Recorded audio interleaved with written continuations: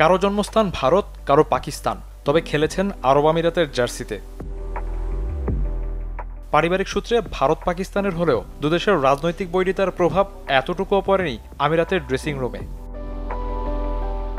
পাক ভারত ম্যাচে হ্যান্ডশেক বিতর্ক যেখানে আলোচনার কেন্দ্রে, সেখানে সৌহার্দ্য বজায় রেখেছেন স্বাগতিক দেশের ক্রিকেটাররা। ঢালাইয়ের সেরা প্রিমিয়ার সিমেন্ট।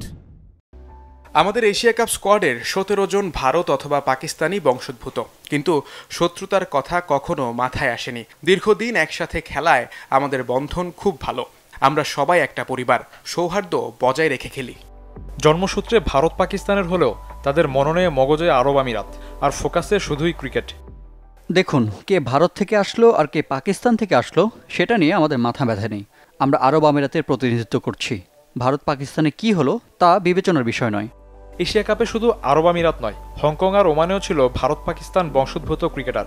এই দুদলও পাক ভারত উত্তেজনার প্রভাব দেখা যায়নি। দুদেশের ক্রিকেটাররা খেলেছেন সম্প্রীতি বজায় রেখে। শফিউদ্দিন শাওন, চ্যানেল 24।